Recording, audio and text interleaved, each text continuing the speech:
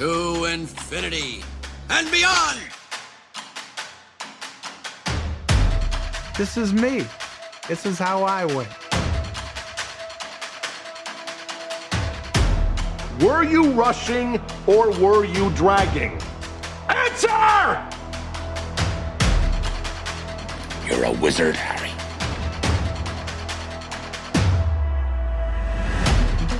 Say what again? Say what again? I dare you. No. I am your father. Hasta la vista, baby.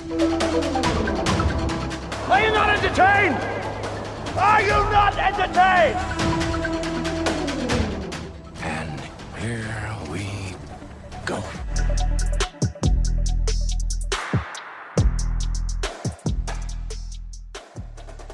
Hello, everyone. Welcome back inside the film room. I'm Zach Goins here with Johnny Sobchak. We are back. It's been a couple of weeks.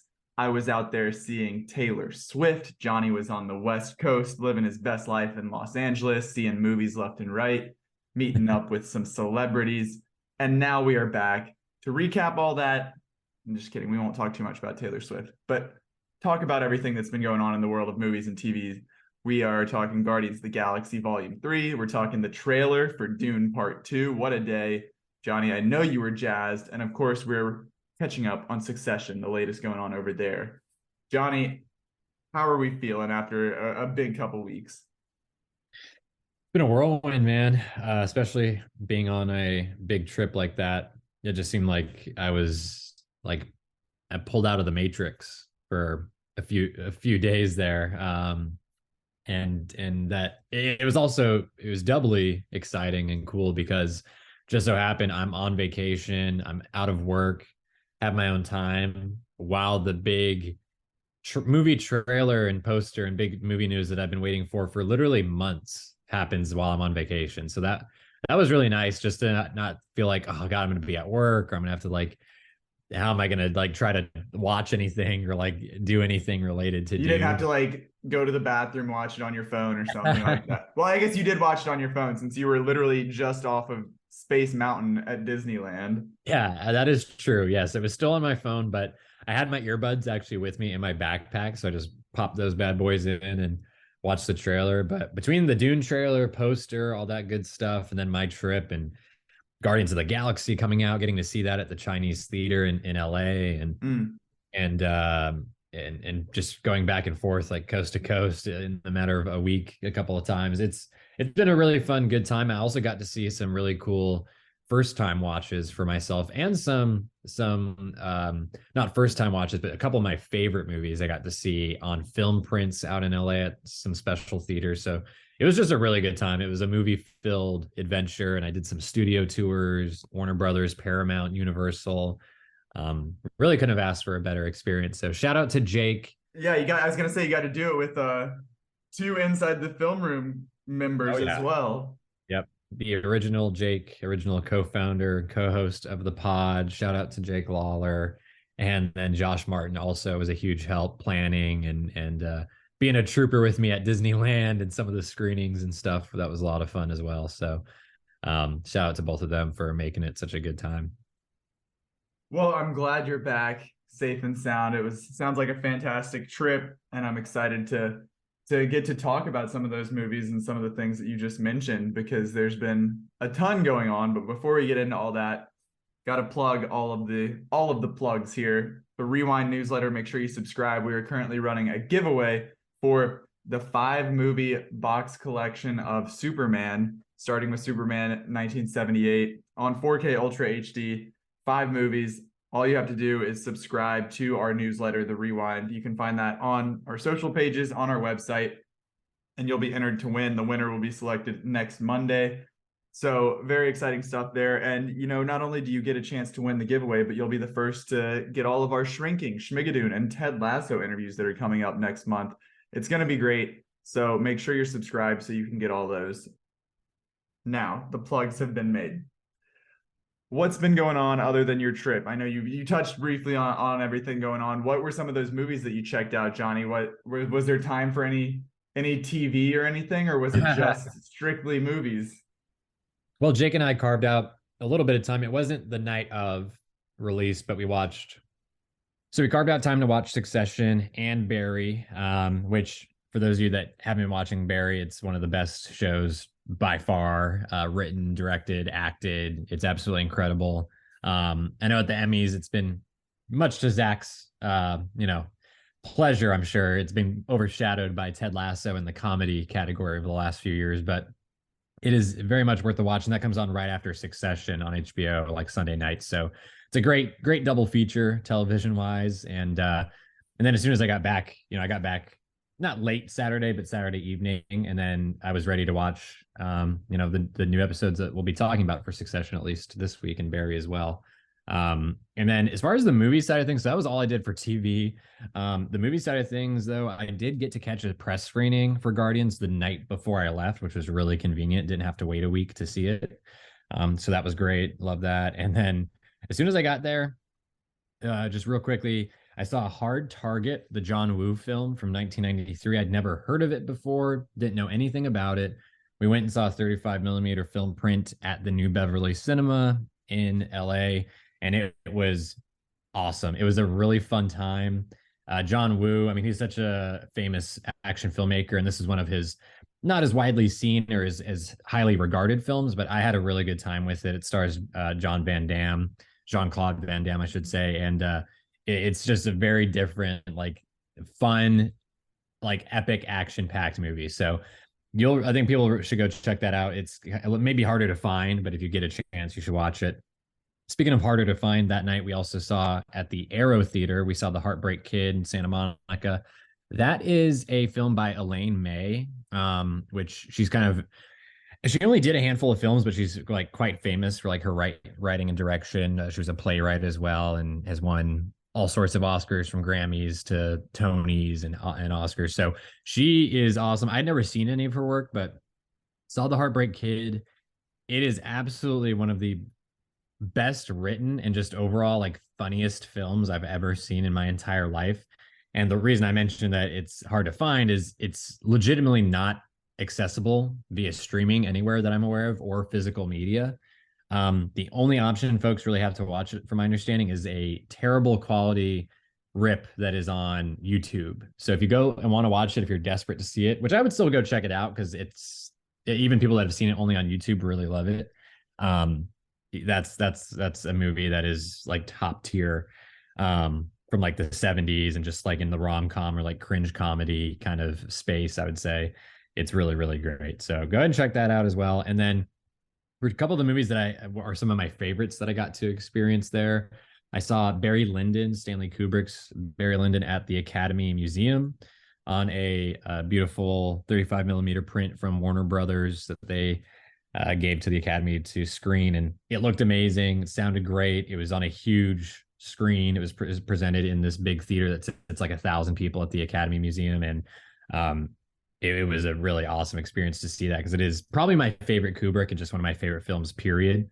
I think it's one of the best films ever made. The costumes, production. If you've never seen it, it's probably one of Kubrick's lesser seen films, unfortunately. It's not 2001 or The Shining and that sort of thing. So I'd go ahead and check that out if you haven't. And then also I rounded it out with, I saw Guardians. We'll talk about that later. I saw that a couple times when I was in LA, because I wanted to check out a couple different theaters while I was there. But Inglourious Bastards was what I did. It was a midnight screening the night before I was leaving. So I only got 3 hours of sleep the night that I had to fly out, because my flight was relatively early. And then it's a long movie. So it started at like 12:30. It was at the New Beverly Cinema as well, 35 millimeter from Tarantino's personal archive, which was pretty cool. Looked amazing, looked great, sounded even better. And it was a packed, like, sold out show, and the vibes were great. I hadn't seen it in several years, even though it's one of my favorites. It's one of those that I try to like not go back to all the time. And it just reminded me of like what a masterpiece it is, and genuinely one of the best films of, I think, the 21st century. And really one of like his more, like, I would say it obviously takes a lot of influence, like all Tarantino's films, but isn't as derivative maybe as some of his others. But really, really love that movie. And of course, I'm sure many, many people listening have seen that. So it was just a fun way to kind of close out the trip. A whole lot of movies. I don't know if I could have done if I could have done that lack of sleep, but I'm glad that you were able to squeeze all those in, and especially seeing them at such cool venues. I know I got to go when I was there earlier this year. I also saw a movie at the Chinese theater when I saw Creed 3, and it's a very cool place to see a movie as advertised. So I'm sure Guardians there was equally exciting. Definitely. On my end, though, also saw Guardians. We'll check that out in a bit. Caught up with Scream 6, that released on Paramount Plus. I didn't get to catch it in theaters, but really enjoyed it. I thought it was a lot of fun. I love those movies. You say what you will, there's not a bad one. Some of them may be lesser, but I think that everyone in that series has been very impressive, and somehow they just like keep making it work. And then just recently, yesterday and today, I had to split it up, but watched White Men Can't Jump, the remake that is coming to Hulu on May 19th. Can't talk about it yet, but it has been viewed. But been very busy on the television side. Johnny, if you haven't watched it yet, you need to watch Jury Duty. I know I'm a little bit late getting to this, but it's so, I know I sent it in the group that it's like not as extreme as Nathan Fielder in The Rehearsal, but Sure. it's hysterical the way that this works. I don't know if you know anything about it. I don't. But it is a like hidden camera type show, mockumentary, but it's everyone involved. There's a jury, there's a court case, and everyone involved is an actor except for one person who thinks that this is like a documentary being made about the process of being a juror. And he is completely unaware that everything that is going on is staged and that the court case itself is fake. Everyone around him is an actor. James Marsden is in it. So it's set in Los Angeles. Oh, I've And seen so- pictures of people talking about Marsden in it. Yes, he's so funny in this, but it's literally like his whole thing is that like, oh, he got called in for jury duty. He's trying to find a way out of it because he's about to like audition for this big role. He's trying to hear back from the director. It's actually supposed to be a Tarantino movie, the way that he hints at it. Is he playing himself? Yes, he's playing himself. So it is like James Marsden is here as a part of this jury. But then everybody else, they're all actors, but it's not as recognizable people. They're just passing as everyday people. And the way that it just gets more and more absurd, and everybody is able to improvise and keep a straight face through it all. It's 8 episodes, 7 of them are like staged, and then the 8th one is where they reveal it to him at the end that it was in fact the Truman Show, essentially. But Which platform is this on? It's on Amazon. So it's like it's a freebie original, which I guess is like a subdivision of Amazon Prime Video. So it has ads in it, but it's definitely worth watching. The episodes are quick, like 23 to 30-ish minutes, and there's 8 of them, like I said. So it's hysterical. It's a quick watch. But I know you were a fan of Sonic when that movie came out, and they talk about it. This was filmed in 2021, and they're like, oh shit, like I know you from somewhere. This is the guy that's not an actor, the one guy who recognized James Marsden. He's like, oh, you were in that he's like, oh, I was in the movie Sonic. And he's like, oh, I heard that movie kind of sucked. I heard it was awful. So Sonic catches some strays there, but no, definitely check it out. Other than that, I started Silo, watched the first 2 episodes that released on Apple on Friday. Very, very into it. It's giving me like Snowpiercer, the TV show vibes of like the dystopian. Right. It's very similar in like the dystopian conspiracy theory, mystery. You're in a confined area, but the world building of this is already so impressive. The performances are great. I really am impressed with what I've seen so far, and I'm excited to follow that one week to week here throughout this season. I'm watching Saint X on Hulu, which is like a tropical island murder mystery, true crime sort of thing. Not based on anything true, but it's based on a book, I believe, but it kind of has that feel to it. So that one's good. And then Platonic, that comes out May 24th. I've watched a couple screeners for that. Can't say too much yet, but that's the Seth Rogen and Rose Byrne comedy that, you know, anytime those two get together, I love the Neighbors movies. So it's one that I'm super looking forward to getting to talk about and have people check out. And then other than that, still watching Succession, Barry, and Ted Lasso. So staying busy with TV. Beautiful. And also staying busy, paying attention to the Dune Part 2 trailer. Johnny, I know you have your in-depth analysis, your write-up on the website. For those who want more detail, go and check that out. But talk me through it. I know you were set the scene. You were at Disneyland. You were in line for Space Mountain. And did the trailer drop while you were on the ride or right before you got on? Because I know you watched it afterwards, and then we can get into the specifics of the actual trailer.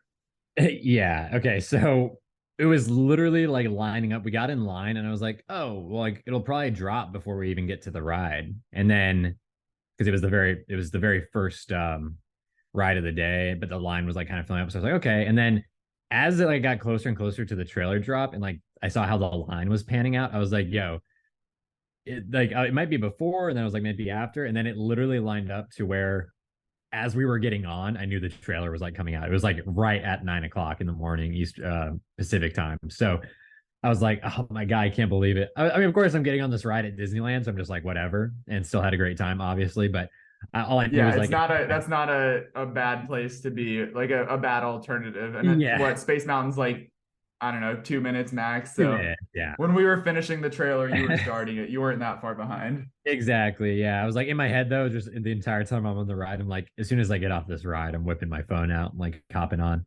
But yeah, it was very funny just the way it worked out like that. Definitely no complaints there. Once I got off, I didn't bring it up just yet. I kind of was like, I saw that people were tweeting about it. I didn't see any like real images yet.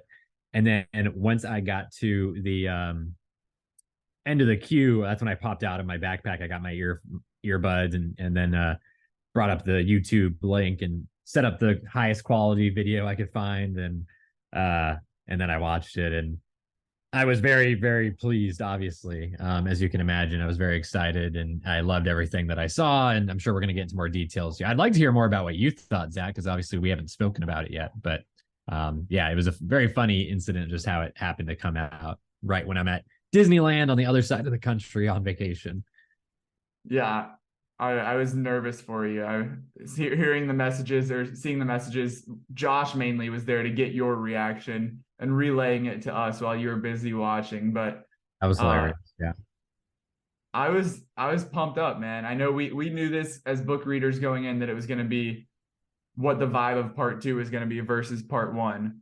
But this got me all the more excited for it. I know, having read your analysis, I know some more of your thoughts on it, but I agree with a lot of what you have to say about this being, you know, the first one was very much like, it was grand and epic in the scale and the production design and stuff, but like this one is like taking big swings, and you can probably speak more to that, but with some of the stylistic choices and the design, the camera work, the black and white segments, all that. But no, a lot to be excited about here. I'm going to turn it over to you though, because that's what people are really here for. Yeah, no, I mean, I of course echo all of that. And like you mentioned earlier, I did write up a pretty lengthy piece and a little bit more in detail about overall thoughts on the trailer, certain sequences and shots. Generally, like I said, I loved it. I mean, let's be real. I'm a mark. I love Dune. I love Denis Villeneuve. I love science fiction. I love pretty much the entire cast. Greg Fraser, Hans Zimmer, so Donald Mowat, Jacqueline West, like all the people involved behind the camera and in front of it, the source material, etc. So we knew how I was going to feel. But the cool thing was I was still very surprised by a lot of the stuff I saw in the trailer, from the design of Fade Routha, Austin Butler's character. We knew he would be bald at this point, but just his actual face, getting to see it, the complete lack of hair, how pale he is, his teeth, like it looks like his teeth are like black, or like there's something weird going on there. Obviously he's in the gladiatorial like arena, which again, book readers will be familiar with that scene. That's a huge kind of big introduction to Fade that I was really looking forward to. Wasn't sure how they were going to execute it, but from the few shots we get, it looks like perfect. And of course, the other thing about that sequence that we can't really overlook is that it is in black and white, as you mentioned, very much jarring and like shocking compared to everything else that we saw in part one, and then also what we see in the rest of the trailer. As a matter of fact, one of my favorite edits, I think this is a very interestingly cut and edited trailer as well. It has kind of these different ebbs and flows, but it's almost like hypnotic in like its rhythm or like what it's like cutting between. So for example, there's the it goes almost entirely black as it cuts to the fade scene, and it's introducing as the curtain or like the doors open in the arena, and then it cuts to a close up of him, which is like just his white face, and then it's black all around him, and then it cuts hard to like the open desert on Arrakis, but instead of it looking like the desert that we've seen in the first film, it's like red blood orange and looks totally outlandish and different. Again, those are just two examples of things I was not expecting. We saw later shots in the trailer of the same like blood orange environment on Arrakis where Paul seems to be fighting some Harkonnen troops, wearing costumes that are kind of different from what we saw most of in part one, but they are similar to the opening of that film. So it's just a lot. And speaking of costumes, some of the designs were also very striking and in a way that's totally different and unusual compared to part one.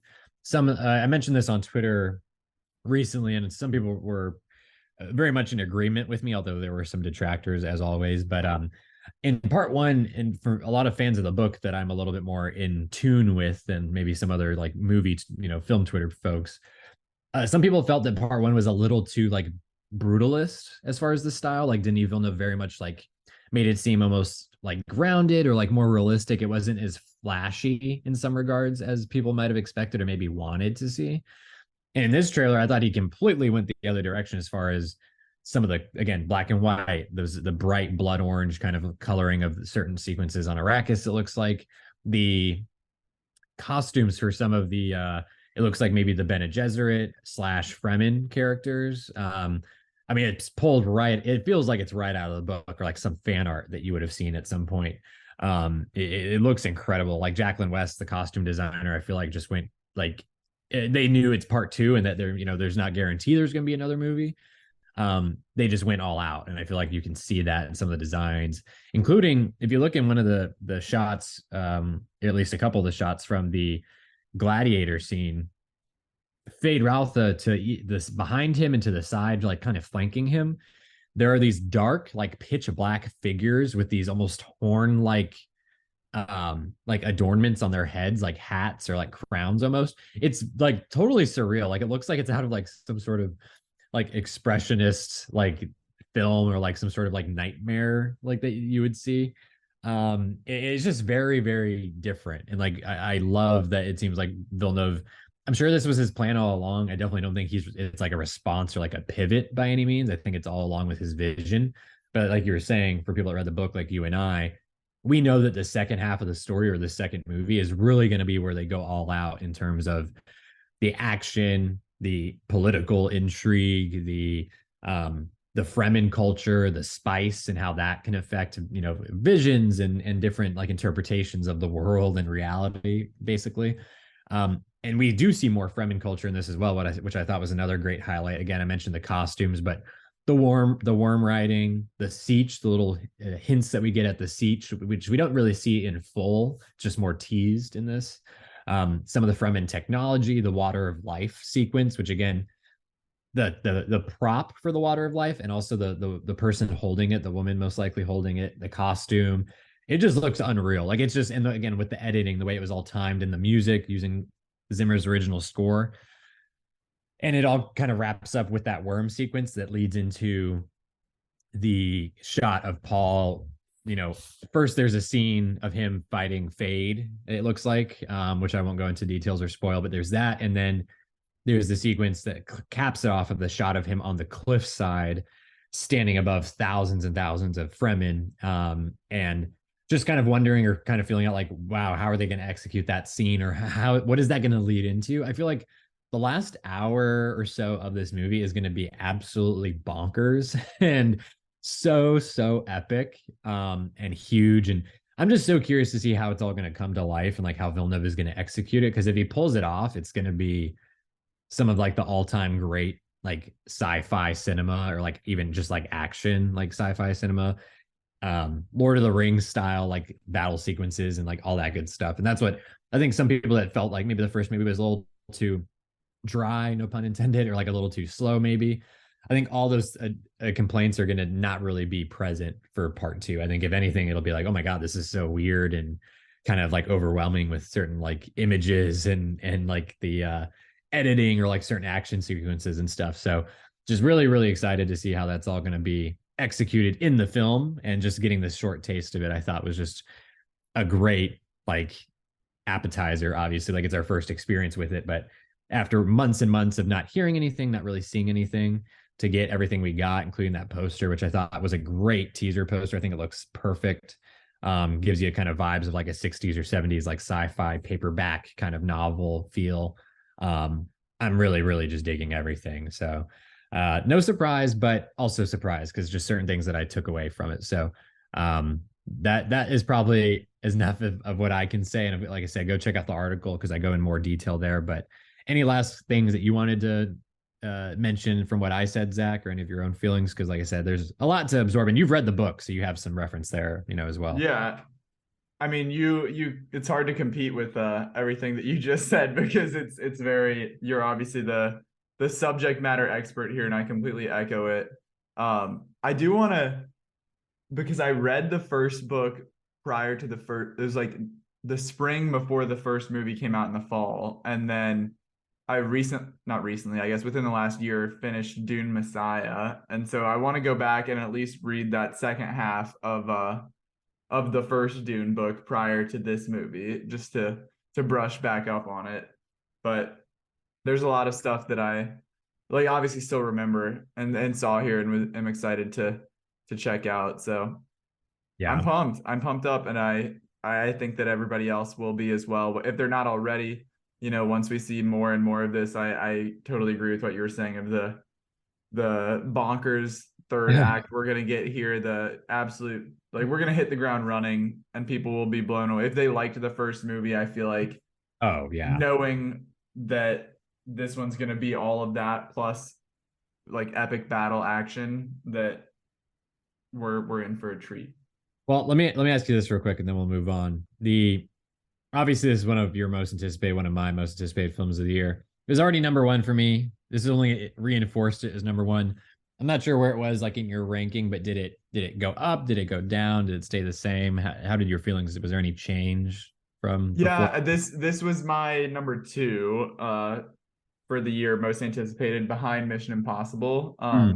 So I feel like it didn't do anything to move above Mission Impossible, but it just made me even more excited for this. It still definitely got me pumped up and more excited. So you just can't top Tom Cruise in Mission Impossible. Year of yeah, it's a year of epic sequels, very good sequels, I would say. We're primed up, and we'll be talking about one of them in a little bit. Also, one last thing here, I'm very excited and intrigued to see. Obviously, Florence Pugh is a huge actress, and having her as Irulan here, I don't know. Like, obviously what we get from her in Dune pretty much is like those opening chapters. We get more of her like towards the end and in that second book in Messiah. So I'm excited to see the extent of her role here. So yeah, definitely. It'll be nice to see Denny cook a little bit and divert however he wants to, tell this story in his own way. So yeah, absolutely. Florence Pugh, I am excited to see her, although it's like hard to get super excited because I know her role is more like on the periphery of the main story. Although I'm glad to see that she is getting a little bit more juice, it seems like, in this one versus the book. For me, I would say a couple things just real quick. I like that they didn't show Christopher Walken.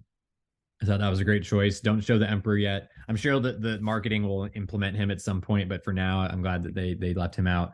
And then another character that I won't go into specifics about, but there's an illusion in the first movie, or kind of a vision that says that Jessica is pregnant. Like, that's just common knowledge. So she's pregnant in the first movie. What that leads to, or what that's going to mean in the second movie, it remains to be seen. But I like how they didn't really highlight that again, or like bring any attention to that. It's just kind of like in the background of your mind, or like in there somewhere. Because that'll definitely be another big plot point, I would presume. But overall, I would say you're excited for Florence Pugh. I was already excited for this beforehand, like watching the trailer, but after the trailer, like I think Austin Butler legitimately might be my most like anticipated like performance of this movie, or maybe like even the whole year, just because I know he's coming off of like Elvis, and Elvis was so, I loved him in that movie so much, and I like that movie, and it's just, this looks so wildly different. And I think it's just such a drastic like departure from Elvis. I'm really excited to see him like, obviously in the world of Dune, but playing like this type of character. I think is going to be a really like fun kind of treat, and to see him going against, Chalamet and Lea Seydoux, who looks incredible, and just some of these other characters and actors, I think is going to be a real treat, I would say, overall. Retweet, Johnny, retweet. Let's keep it moving here. We've still got months to go, not until November 3rd for Dune Part 2, but we are in the midst of Succession. So episode 7, Tailgate Party. Man, it's emotional when I see that 7 up there, when I know that we're getting down to the wire here at the end of the season. But another absolute heater episode on Sunday night. Hoping to work the angles, Kendall and Roman ask Shiv to invite a campaign insider to Logan's pre-election day party.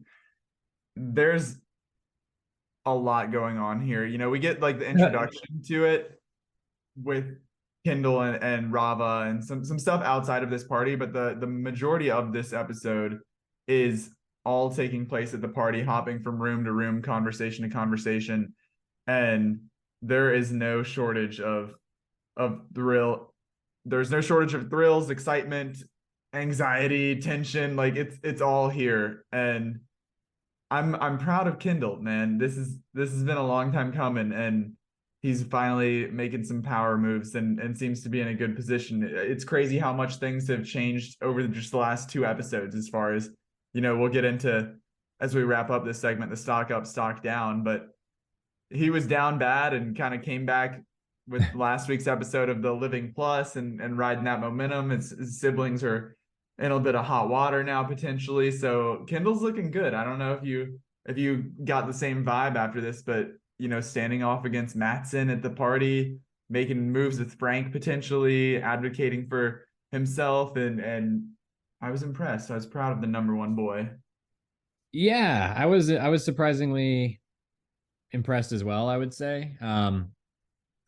He's always a wild card. I feel like you can never really assume or predict what's going to happen next with him. But coming off of last episode 6, I wasn't sure, like, is he going to just kind of fall off a cliff here? Is he going to spiral? Is he going to continue like to gain some steam and kind of position himself with some power?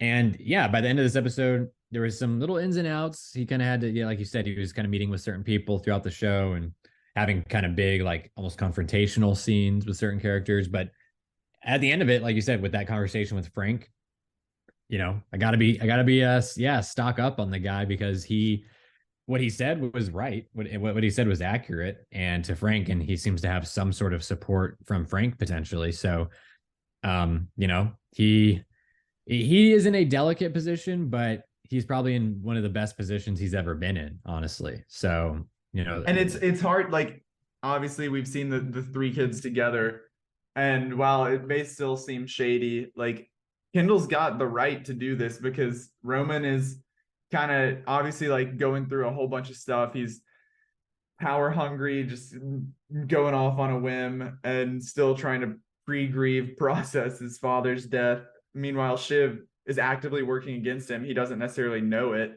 but like it's every man for themselves at this point. And so I can't fault Kendall for approaching Frank and kind of claiming that crown and trying to move forward solo. Hey, one head, one crown. That's what they say. I agree. Yeah, it is a bummer. Like, I am sad that it seems like the 3 siblings are never going to be able to like coexist on that level, at least. And that either one of them, 2 of them, or all of them will be scheming and like working against the others. And it just seemed like beginning of the season, episode 1, they made the Pierce deal happen. They got their dad, won over on him. And then I'm like, okay, like maybe this is going somewhere. And then it's fluctuated up to this point. Now we're 7 episodes in, and it seems like they're, I mean, not totally fractured, but they're at pretty significant odds. Even like you said, they may not even realize it. Yeah, I Specifically, mean, like, I wouldn't say Kendall and Roman are at odds, but Roman is in potential hot water with Jerry. He's not really like thinking straight. There's clearly some sort of animosity as he's realized that Kendall is like the face versus him, even though they're co-CEOs, CE bros, but there's still a power dynamic between them. yeah, I mean, Roman, again, that's another sad like arc and like character development up to this point in the season is he is significantly impacted, probably more than anyone else, by the death of Logan. So while he's initially, after his dad died, he's trying to navigate it, trying to push things off, or like seem that he was more okay than he was. It continues to like rise and simmer to the top and like boil over, where he is lashing out at Jerry. He fires the CEO in episode 6, or the executive at the movie studio. He has this huge issue with Jerry where he fires her or doesn't fire her, and then now there's an issue and she really kind of hates him now. And then he goes off in this episode, which was kind of not shocking, but it was surprising and alarming in some ways, was the way he went off on Connor. And in front of everyone went off on Connor, like disrespected Willa. And then he was just kind of like, he didn't have any leverage. Like he's not in a position of like power, even though he is the co-CEO. And of course that bothers him, obviously. So there's a lot going on there. It's just a whole mess of grief and personality disorders and a whole bunch of stuff going on. But yeah, that's Succession at its best. And, in addition to the siblings scheming and going against each other, there was issues with, in this episode, a couple of the highlights were Mattson, his dynamic with the siblings, particularly Shiv, they've been conspiring with one another over the last couple of episodes. And then there's issues that come up with Mattson. Not all of a sudden, there's been always the question is this guy legit? Like, is this the right move? Like from an objective standpoint, is something going to come up? And there had been little breadcrumbs here and there, and now they kind of lead to this, potential disaster financially and from a business point of view. And then also on the other side with Shiv as well, there's the Tom dynamic, which reared its head in the last episode, and there was some sort of like minor reconciliation maybe coming into this episode. Seemed like, okay, the things are still kind of rocky, but they're kind of together, kind of not together. And then the party it seems almost like the breaking point. It's like you kind of glue things back together, and then it just crumbles after the fact anyway. So that is going to be, I think, yeah, it does make me sad, like knowing we have literally 3 episodes left of the show is like heartbreaking. But there's a lot of juice in this episode, especially in the back half, I think, and leading up to what we know is the next episode should be the election. America decides, and I'm sure there's going to be plenty of drama going down there as well. Yeah, the Shiv and Tom stuff is rough. The start of them just like horny as hell, sexting nonstop and talking about how much they've been fucking, and then to switch it up and in this episode with them on the balcony, I saw people referring to it as marriage storying, to compare to, Adam Driver saying he wishes that Scarlett Johansson was dead in that movie. But like that was brutal, no holds barred, like just absolutely flaming each other. And like Tom, again, like Shiv has been making power moves, but you can't, like, Tom did not say a lie at any point during what he was saying. Yes, it was mean and it was brutal, but they were both going back and forth, and he absolutely spoke the truth. And after hearing Shiv say all night long, telling people that he was going to be losing his job rather than supporting him as their like newly reconnected husband and wife, like that probably did not send the best message to him. But I know I sent it in the group message that I was very concerned when they first went out there, because I was like, okay, why would you set this on a balcony? Like the answer, I guess, just ended up being that they were stepping out to have privacy. But there's some like little bit inside me that was like, somebody is going over the edge of this, and I kept waiting for Oh man. someone to get pushed or to just like jump, like to Tom in it from Game of Thrones. Luckily, nothing ever went that far. It was just a war of words, but that was brutal.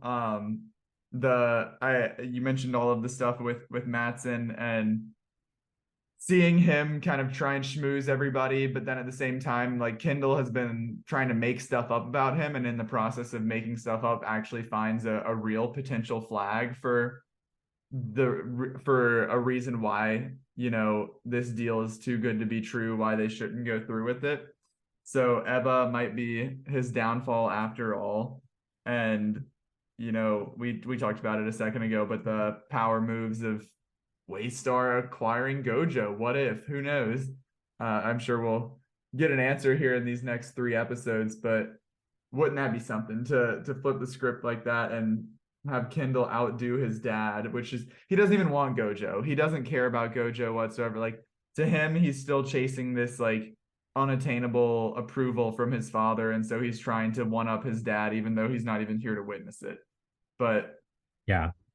Oh man. Yeah, that is interesting. Like, I wasn't expecting that to come back up as an even potential option, let alone Kendall to like recommend it or like, I guess, plot it, that they would try to absorb Gojo. I mean, I guess that option does become available if his numbers are in fact phony and like inflated. Then they might not have the ability to acquire them, like, realistically. I mean, Mattson tries to play it off like, oh well, once the deal goes through, it'll be overlooked, and then we'll just be the new company or like the parent company, and then it'll be fine. But you know, I'm very curious to see how that, again, with 3 episodes left, I mean, how is that all going to resolve?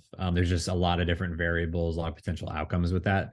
So at this point, it's like we have 2 running plots. We have the merger itself or potential acquisition with Gojo and Waystar. We have the political subplot, which is the election, which I didn't really realize it or think about it until last night after the episode. But they've really, like, it's been building the election up like kind of the entire show. Like, right, like when I'd completely forgotten about I can't even remember his name at this point, but the politician that like roasted them, Gil, yeah, that roasted them during the trial. Like, to hear him come back up, and obviously what was his name, Nate, that came in for the consultant or whatever, the Shiv's ex-lover, to have them step back into the picture after being so distant for, you know, I don't know, a season and a half. But yeah, I absolutely agree. They have kind of been hinting at it and laying the foundation, and it's interesting to see it all come together. And how about Connor Roy being suddenly that 1% that we were all making fun of has jumped up a little bit, and he's suddenly the swing player and, you know, the future of America. That in and of itself is hysterical. But then watching him try and like finesse his way into not Slovenia, not Slovakia. Let me ask my Woman about Oman. Like, trying to see him climb the ladder of finding, like, you know, a good ambassadorship that he could finesse out of this. That was a very, very funny. I feel good for him. I'm like, at long last, this man finally has something. And, you know, Willa is the one who's actually the one person in this room who doesn't think he's a joke, putting her foot down, standing up to everybody, and, you know, pulling the strings, calling some shots here, and having a big impact. Yeah, I totally agree. It was a very funny, like, kind of running gag throughout the episode where he has like a little bit of leverage, so he's like really trying to see how far he can take it, and that's what leads to the whole dust up with Roman, is that Roman's so frustrated and pissed because he is trying to get all this extra, like, you know, he's trying to have a lot more. He tries to get South Korea as his kind of like foothold, and it's like, I love Roman's response. He's like, top 10 GDP, like major, like, you know, political, like, you know, hotbed. So I just thought that was really funny. That was some of the best dialogue, I thought, in the episode. So that was great. And so So there's this whole political subplot, which we're gonna have that resolved presumably by the end of next episode. And then we'll again the merger, and then I guess the merger, like that is kind of a, is it gonna happen or won't it like happen? It's is Waystar gonna be acquired, or are they gonna try to acquire someone now, or is it just not gonna happen? They're gonna stay by themselves. And then also, like, I guess whether that happens or not, whatever the outcome may be with Gojo, like who's going to be running things and who's going to be like the power player, like going forward. Presumably, we'll get answers or at least hints to what those answers are by the very end. But I have no doubt that they're going to like stick the landing. Everything's going really well so far. I mean, with the Tom and Shiv throwdown and like the Kendall and Matson, like I guess like kind of they're kind of like trying to, it's a face off. Yeah. They're trying to lead us into our next topic, but the way they're trying to like bait each other, like goad each other into someone crossing the line almost, hinting at what they both know. But yeah, exactly. No, that's totally right. So I thought that was kind of a highly tense moment of the show, but I thought it was also like one of the funnier ones, especially the whole like Matson like calling his numbers gay, and then Kendall being like, what does that even mean? Like, that's kind of homophobic, bro. And then they end up like hugging and like kissing like at the end of it. It's just like, what is going on? It was so funny. Like those two, like Skarsgård and Strong, like having them get to really have like a one-on-one moment like that, I thought was really great. So yeah, it's just another episode where it's like, God, shit is just, it's either hitting the fan or about to hit the fan, or it's already hit the fan and now is like spraying all over the room. So like that's Succession at its best. And you know, we're on the home stretch now. I think these last 3 episodes, I mean, they're going to be significant. You know, not just in the context like this show on its own, obviously, but like potentially like significant episodes like for television, you know, period. So I'm really excited and nervous and anxious and all those things to see how it's going to play out. Yeah, it's, you know, I feel like so many people, we talked about it back during episode 3, were anticipating that the Logan stuff would still be a like that would be what we're talking about here at the end of the season, rather than that's over and done with, and now we're trying to figure out what comes next.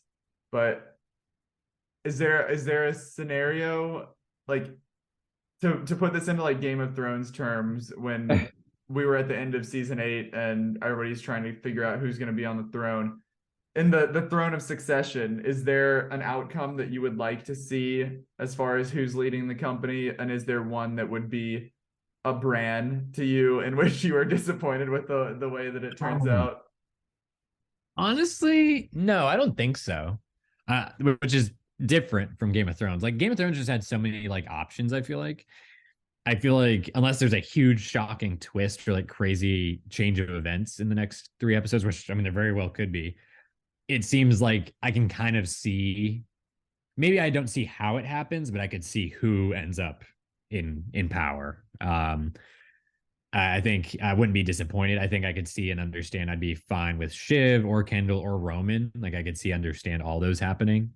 I think it'd be more shocking and, you know, surprising. I guess in some ways it would be a brand situation if like Connor somehow got control. But even Cousin Greg.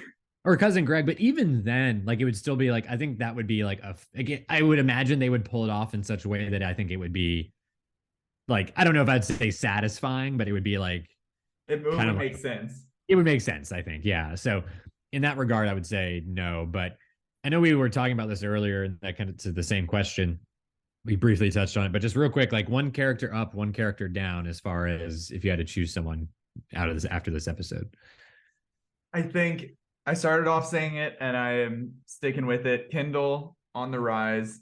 I think he's had a hot streak the last couple episodes and is poised for a good position. I think he will be the successor at the end. Like I feel like even though it would seem kind of like, would it be? like even though I feel like some people might be like, oh well, that's, you know, people expect that. Like, yeah, like it was him from the start. It's about like his journey and like everything and how we got from there to now. So I wouldn't be at all disappointed by that. I think that he's had a great story, and I, like you said, I feel like what's going to happen in the next 3 episodes would be more than enough to finish that story and make it worthwhile, even if it may be, the obvious predictable choice, if you will. Yeah, agreed. And then stock down, I'm going with Shiv. I don't think she's too far gone.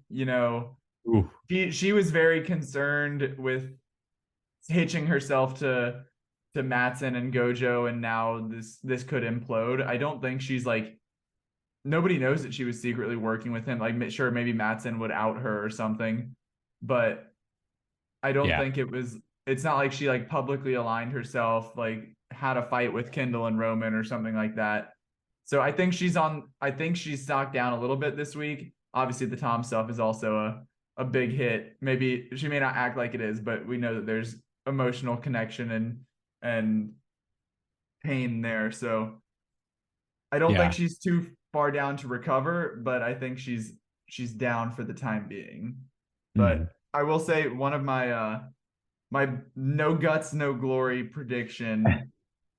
I don't want it to happen. I'm scared, but I think Roman might commit suicide. I feel like there have been so many moments where he's talked about like pre-grieving and stuff and all of that, and like it's a recurring bit for him as like his comedic element, I guess. But at the same time, it's like it's there for a reason. I know someone pointed out that when Carrie is like having her breakdown and leaving the apartment, and she like gets kicked out by Marsha, drops her bag and whatnot, and like all her stuff spills everywhere, that like there's pills that Roman takes, like he slips them in his pocket, and then later in the next episode he's taking, like it shows him like briefly take one in between meetings or something like that. What the hell? Yeah, that's right. It's a very like I wouldn't have noticed it on my own. Somebody else called it out, but like this man is he's spiraling. I mean, he's spiraling big time. Yeah. So I'm concerned for him. Oh God, I hate that you said that, because I mean it's always in the back of my head. I mean, I've been pretty adamant since really all along, like seeing the first couple seasons all together when I did, and then watching season 3 live. Like I've been very adamant that I think this show is going to end in like death, and I think Logan was always the obvious answer, and I think we all expected at some point that he might die. I mean, that would involve. But now that they've done it, it's like there's still more to come. I think there is still, like, I was always of the mind that I think someone, especially like someone killing themselves, just seems very in line, unfortunately, with like the dramatic like arc of the show. Especially, I guess you could say from a dramaturgical perspective, it makes sense. As Jeremy Strong would say. And like, especially there's been a lot of comparisons to Shakespeare, and there's been a lot of like, I would say even like almost like references or allusions to Shakespeare, like from Jesse Armstrong or like other people like commenting on the show. And like killing, like someone taking their own life is like something that happens all the time in Shakespeare due to like sadness and like heartbreak and romantic and otherwise. And so I think I could very well, and all along, Kendall has had plenty of issues, that could have precipitated that. Roman is becoming more and more of a factor. I think Tom at times has seemed like if he's in a bad enough position, like he seems like someone that would just like kind of like feel like that's the only way like out or like forward. So there's a lot of like, I'm very nervous actually now that you're starting to like say that. Like I have kind of like forgotten about it after Logan died, like you said, but yeah, I would say Kendall, I am pretty high on at this point. I think he might be okay all the way to the end, potentially, as like the obvious but not kind of obvious person to take over. I would say down. I am down on Shiv and Roman respectively, and also Mattson. Like in general, I think he's lost. Like I don't think he's going to take over now. I think either the deal is going to fall apart completely, or Kendall's plan to acquire Gojo might end up being what happens as well. So, yeah, a lot of people vying. I would say also stock up on, just to be more original than what you said, Kendall, I would say Jerry. Jerry seemed like she was kind of a precarious position, especially earlier in the season when she was about to be fired by Logan and Roman was supposed to fire her. And then she walked them through the situation after he Logan died, and then she was still around and kind of vying for power, and then Roman tried to fire her last episode, and then she comes back and she's like, no, like she pretty much has him like where she wants him, and now she's in a good spot to just move forward with her career and life. So I'd say she's probably probably as good a position as she's been in quite some time. Agreed. I was very impressed with her. Just like, she's been fighting for this role to like stay with the company for so long, and at this point she's like, I don't care, I want millions of dollars, I want so much money, I'm out, I'm done, don't even bother me with anything less. So good for her to try and make a power move like that. But any final Succession thoughts before we move on along to Guardians? No, let's crank up that awesome mix volume 3 and talk about this bad boy. Here we go. Guardians of the Galaxy Volume 3. It is the 32nd MCU movie. My goodness, we are getting up there. But luckily for most people watching this movie, you don't need a ton of MCU knowledge outside of the main Guardians movies and their other adventures. Even the fact that they were in Thor didn't seem to bother anything here. But this is the finale of James Gunn's Guardians of the Galaxy trilogy. We had the first movie, the second movie, they've appeared here and there. We had the holiday special, which again, if you watched it, it helped out a little bit. You didn't necessarily need to have watched it to dive right back in here. But the main cast is back: Chris Pratt, Zoe Saldana, Dave Bautista, Karen Gillan, Pom Klementieff, Vin Diesel, I Am Groot, Bradley Cooper, Sean Gunn, and then we've got some newcomers here with Chiwetel Ejiofor as the villain, Will Poulter as well, coming in as Adam Warlock, and Maria Bakalova, aka Borat's daughter, making her MCU debut as Cosmo the space dog. So Oscar nominee. Yes, that's true. Currently sitting at an 81% critic score, 95% audience score. And I was very, very happy with this movie. It was nice to go see an MCU movie, a superhero movie that, was just a good, creative, unique, fun time. It wasn't, what we've gotten lately. Yeah, it wasn't what we've gotten lately from phase 4 and 5 of the MCU. It was a reminder of what everything once was, what it could have been, what it could be still. And I gave this 4 stars out of 5, an 84 out of 100. So I was a big fan. This makes it my highest rated Guardians movie as well. Ooh, nice. Because I'm typically, I know we've talked about it a little bit, I am lower. You're super high on the Guardians movies. I'm a bit lower than like average, I would say, on the Guardians movies. So I was very pleased with how much I did enjoy this one. That's great. Yeah, we haven't really talked about this too much yet, so it's going to be a little bit fresh as far as the discussion. I absolutely loved it. I mean, anyone that follows me on Twitter, follows me on Letterboxd or anything, knows I've seen this movie 4 times already. Now, part of that was precipitated by my LA trip because I did want to see it at a couple different venues while I was there. I also saw it early at the press screening, and then my brother wanted to go see it again yesterday, actually on Sunday. So 4 times in the span of like a week and 3 times opening weekend. But there's a good reason, because I absolutely loved this movie. 4.5 stars out of 5, I think right now, closer to a 5 out of 5 than 4. Like 95 or so out of 100, I would say. Especially having the benefit of seeing it multiple times. Like every time I watch it, I appreciate certain things more, certain details, the characters, the writing, and it, like, every time, like, it makes me emotional and like breaks me. So, and then puts me back together at the end, like Humpty Dumpty. So it is definitely top 2 in the MCU for me, I think. I know like as Zach was saying, he's not as big a fan of the Guardians. I wasn't a big fan, and you can read my review of Guardians of the Galaxy Volume 3 on the website, as a matter of fact. I wrote that as I was heading out on my trip, and part of what I liked about doing with that review is talking about how I saw the original Guardians in theaters with my brother and part of my family, and then wasn't crazy about it, didn't love it. In subsequent years and watching it again, I do like it more and more. I think it's a great introduction to those characters. Volume 2 I saw in theaters and totally liked it, like significantly more than the first one. Like from the start, first viewing, I was like, okay, that was way more what I was like wanting from these types of stories and like these characters. And then every time I've watched it since, it grows and grows and like feels like quite truly like the most singular like visionary film in the entire franchise. And there's been like over 30 movies at this point. Like it feels like the most cohesive and like singular like viewpoint from James Gunn in the way it's written and directed and the music and everything. And so I think that's probably still number one for me, just because I think beginning to end, and I have spent so much time with it. I still feel that way, but volume 3, I think, is probably a solid number 2 for me as far as rankings concerned. And it's, I would say, just as, if not more emotional than that second one. And that's always a big like sticking point for me as far as what I value, like, especially in these types of movies. And just a lot of I would say the second one is from a craft standpoint and like total freedom, I think might still be a little bit above this one for me. But this one is still, it looks great, sounds great. And it feels, as you mentioned, like, this is how things were, how they could have been, how they could be.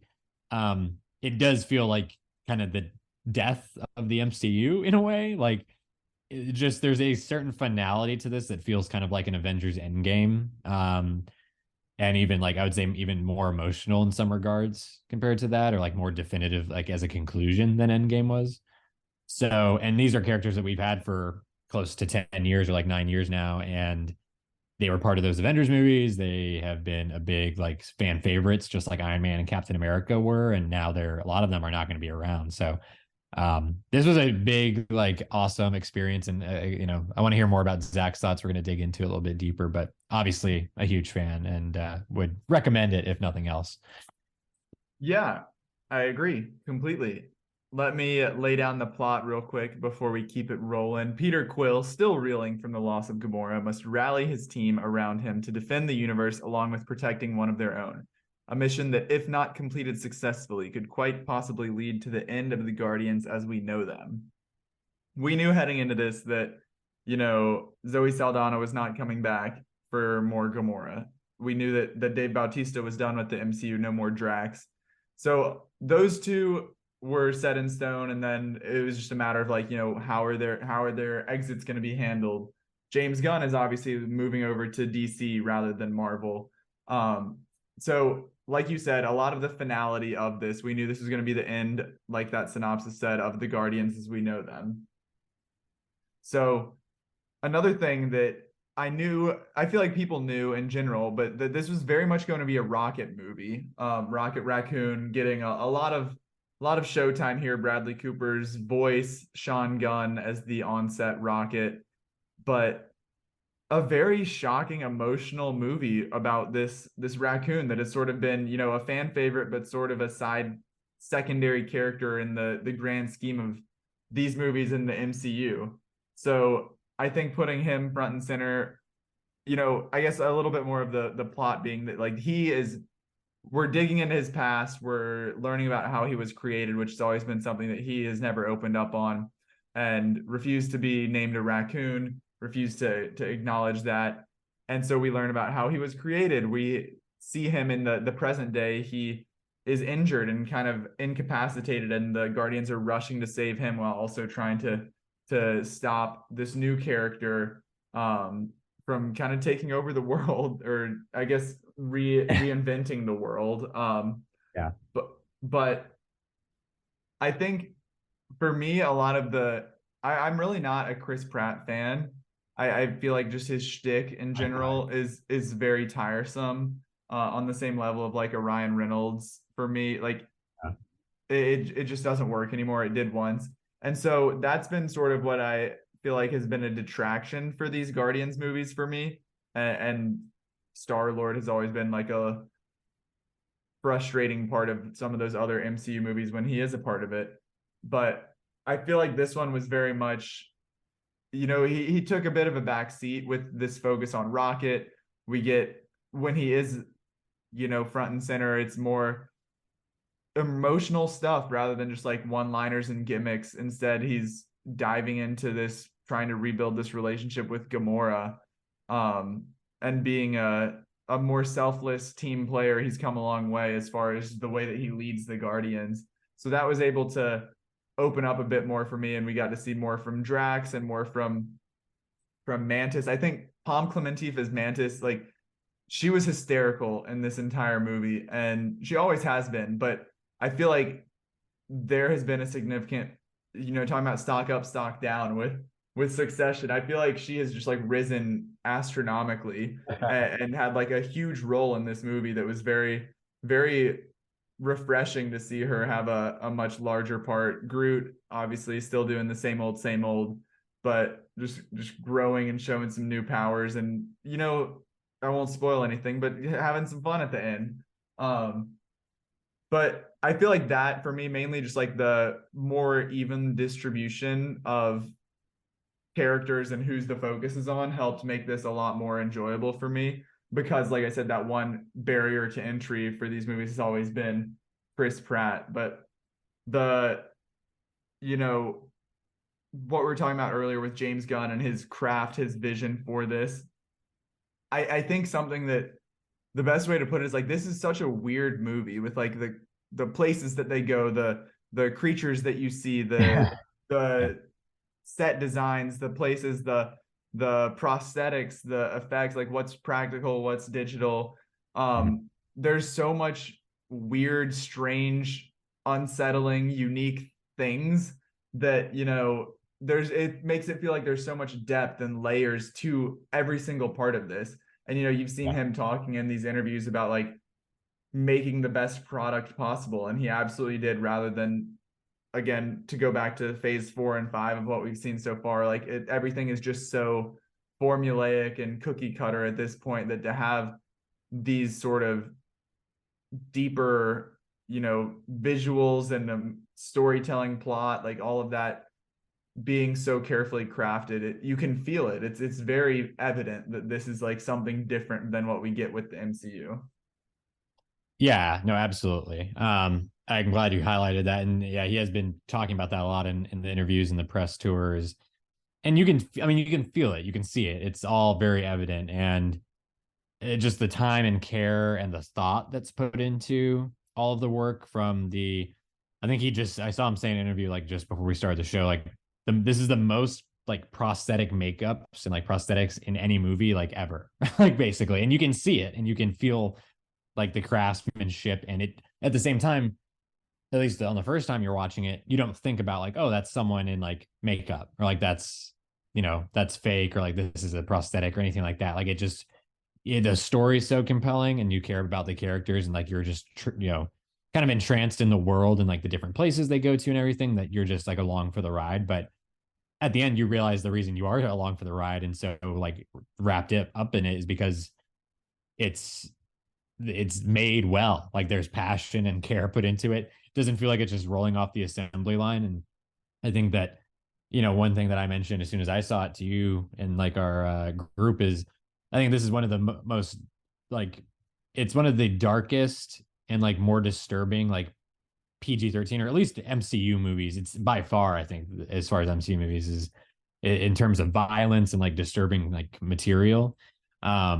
I would say that this is right up there. And again, that's not like something that you need to have in these movies to make it good. I don't think that's the case at all. It's on a project by project, character by character basis. But you can tell that it was written and designed from a story and character perspective by someone who was really careful and considerate with the themes of the story and how it was going to be portrayed. And they weren't just throwing something shocking in for shock's sake, or they weren't holding back because they felt like they needed to hold back. Like it feels like there was freedom and a lot of, like a strong vision and like a lot of authority in James Gunn and how he executed the movie. And knowing that it's his last MCU movie, at least for now, his last Disney movie, I feel like he probably had maybe more freedom even than before. And he probably felt like, I'm just going to go out and tell this story like exactly like this. And I've been planning this for years. I'm not going to detract from it now or kind of defer to someone or something else. I'm just going to go ahead and like tell it, and hopefully people connect with it. And I would say based on the box office and the reviews and everything so far and cinema score and whatnot, I think, yeah, that paid off, obviously, especially in the wake of some of the movies we discussed, like Ant-Man and the Wasp: Quantumania and Thor: Love and Thunder and some of these other movies that just have not been on the level that they should be. It just seems like this is like almost like a 180 from a lot of those. Yeah, absolutely. One thing about this movie, I think I think the self-contained aspect that I mentioned earlier on, definitely, it obviously helps it because we've gotten to this point where people don't want to have to do home, like casual fans. Some people are still obsessed with the MCU. Like I still have seen everything that has come out. I'm not as eager as I once was to do it, but most people are not going to want to rewatch movies, watch new stuff, brush up on 32 movies to get to this point. And the fact that this is like, you just have to watch the Guardians trilogy to, I mean, even if you hadn't seen those, and you could still go see this movie because it's, a beginning, middle, end adventure. You're not going to have as strong of a connection to the characters if you hadn't seen the other two Guardians movies. But I feel like that is a huge benefit here of just the accessibility of it. That this is very much, the Guardians movies can stand on their own at this point as a movie trilogy that you don't have to, okay, I watched Guardians, but now I have to watch this and that to get to the next one. Like, sure, you can, but that's not a requirement. Yeah, agreed. I think that is a big plus. And that's where I think it comes back to like the personal perspective of the writing and like just the design and creation of the movie is it's not beholden to the multiverse saga or Kang the Conqueror or the Infinity Stones or like any of that other stuff from before or now. Like it's doing its own thing and it's all about the characters and the stakes. Like you mentioned earlier, this guy isn't trying to conquer the universe necessarily like Ego was even in volume 2. With Kurt Russell's character, he's just someone who's basically doing experiments and trying, it's like his own, like sick to say it like this, but it's like a passion project basically for him. It's not something it's not something where he's just going across all swaths of the galaxy and time and space to get something to happen. Like it's just something where you would never know unless he comes after you and does, gets something like what happened to Rocket. Basically, he was taken and then experimented on.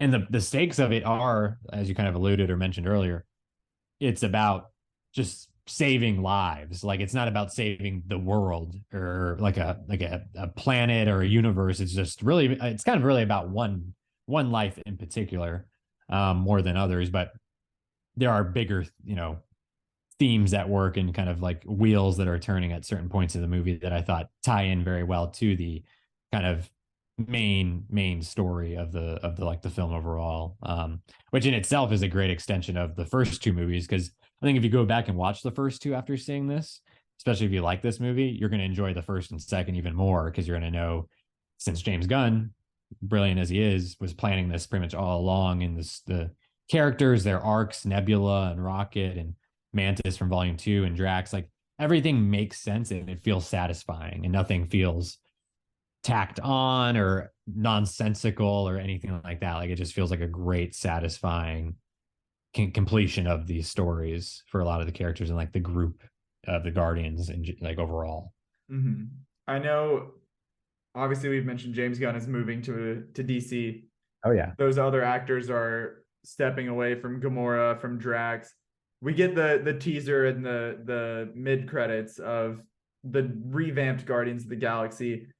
I'm curious, like, what is the expectation moving forward? Like, I don't think you can make another Guardians, at least not for a long time, another Guardians specific movie without James Gunn, because he's created something so unique and so, so James Gunn that it would just feel different. I feel like the future of these characters is just appearing in other MCU projects or team up movies, stuff like that, until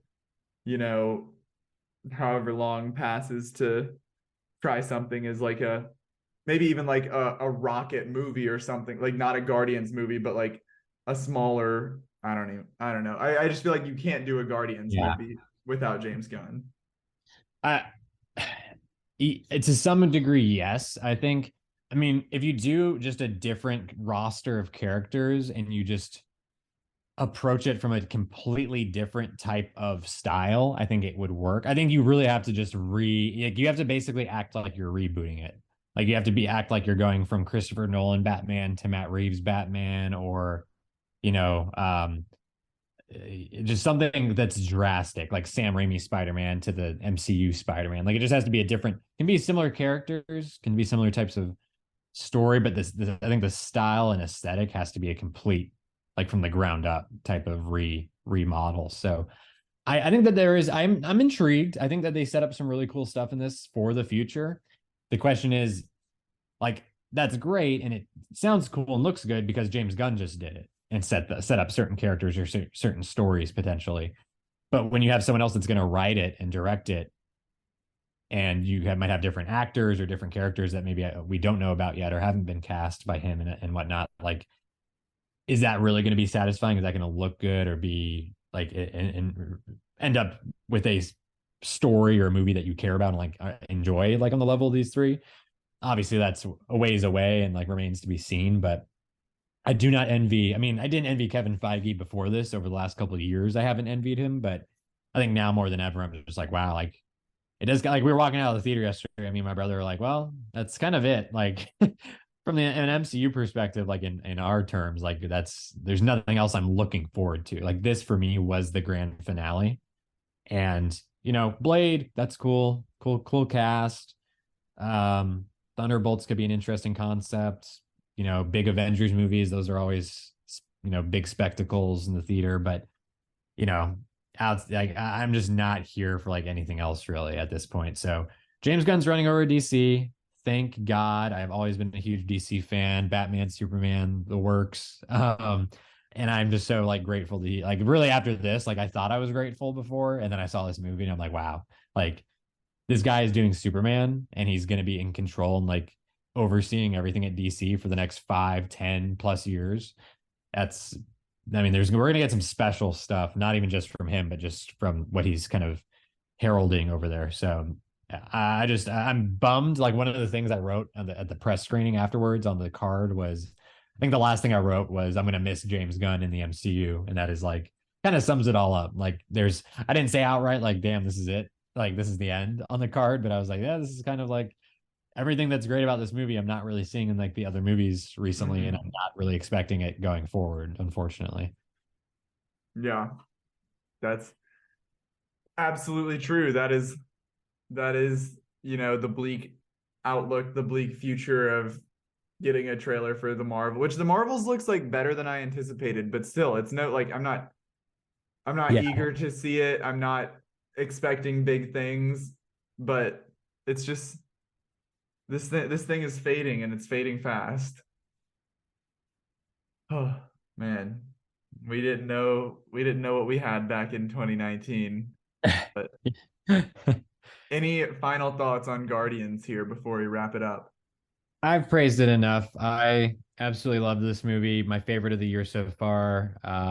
Number one, and I'm sure it'll be up there for at least a couple of months probably. But I'm gonna miss James Gunn in the MCU. Like I said, gonna miss these characters, but I thought it was a great conclusion. And even if you're not the biggest MCU fan or maybe the biggest Guardians fan, I think there's still something to appreciate from a movie that's made in this way, because you don't really see it like that often. So really excited to see what happens next with Gunn and over at DC. But otherwise, I'm just going to be waiting to buy the Guardians Volume 3 4K, or maybe the box set. Maybe they'll do a trilogy set or something. I would like to grab that. But this is going to be one of my, I was thinking about it lately, probably one of my all-time favorite like trilogies, or like the best trilogies I would put up there. It's not on the level of like, I wouldn't say it's up there with like the Lord of the Rings, obviously, or some other like very highly acclaimed trilogies in cinema, but I would say, put this up there right next to or right above. People talk about the Dark Knight trilogy all the time, and they talk about Sam Raimi's Spider-Man trilogy. I would put this above either of those. I think front to back, top to bottom, it's very different, but it's very satisfying, and like I think has a great through line, and is there's not a bad egg in the bunch. I don't think where I don't know if you can say that necessarily about the other two. But I think for modern like trilogies or recent ones, I'd say this is like Planet of the Apes level of like love and like satisfaction that I get from them. And that's funny because Matt Reeves was largely responsible for those Planet of the Apes movies. Now he's over at DC with James Gunn and doing Batman while he's doing Superman. So I'm sure there's a message to take away from that probably, but no, I really, really like this movie. So I'm glad we got to chat it over finally, and hopefully everyone else listening will either check it out or liked it just as much as we did. Absolutely. There you have it, Guardians 3. Check it out. Rewatch the trilogy. Get in your feels. It'll get you there, I promise. But thank you for listening. Thank you for tuning in. We appreciate the support week in and week out. We would not be able to be here doing this if it weren't for you. So thank you for following along. Absolutely. Thank you all so much for the support and staying tuned. Keep up with us on social media. Follow on Twitter, Instagram, like us on Facebook, and subscribe on YouTube. In those accounts and pages can be found at Inside Film Room. And while you're at it, be sure to subscribe, rate, and review wherever you get your podcasts. We're on Apple, Stitcher, Spotify, Google, Amazon, iHeartRadio, YouTube, anywhere you can find a podcast, we are there. And be sure to subscribe to our newsletter, The Rewind, so that you can get entered to win the Superman 4K 5-movie collection and check out everything that we have coming for you, including more giveaways. So thank you so much. Be sure to do that so that you can be in the loop and up to date for our next podcast as well. We'll see you next time.